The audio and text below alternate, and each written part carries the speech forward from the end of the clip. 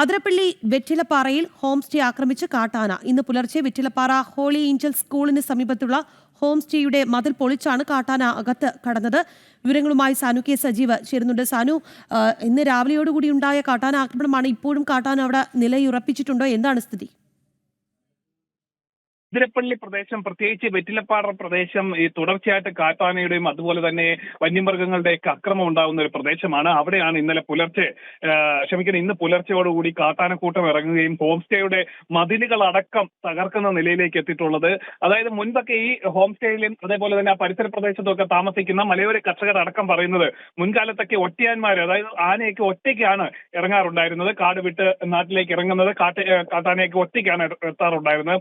എന്നാൽ ഇപ്പോൾ അങ്ങനല്ല സാഹചര്യം. കൂട്ടമായിട്ട്, അതായത് 10-15ഓളം കാട്ടാനകൾ ഒന്നിച്ച് കുട്ടികളുമായിട്ട് എത്തുന്ന കാട്ടാനകൾ വലിയ അക്രമം അഴിച്ചുവിടുകയാണ്, വലിയ രീതിയിൽ കൃഷിനാശം ഉണ്ടാക്കുന്നു. ഇത് ഈ പ്രദേശത്തെ ജനങ്ങളുടെ സ്വൈര്യ ജീവിതത്തിനും ഒപ്പം തന്നെ കാർഷിക വിളകൾക്കും വലിയ നാശം ഉണ്ടാക്കിക്കൊണ്ടിരിക്കുകയാണ് എന്നാണ് ഇവിടുത്തുകാർ പറയുന്നത്. അതിന് സമാനമായിട്ടുള്ള സംഭവം തന്നെയാണ് ഇന്നലെയും ഉണ്ടായിട്ടുള്ളത്.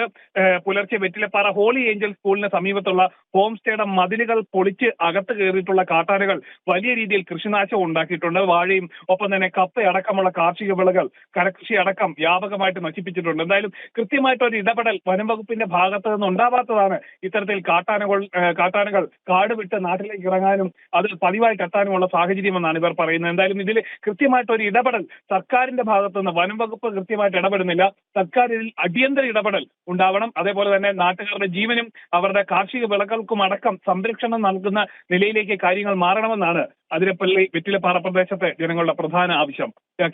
ശരി സാനു.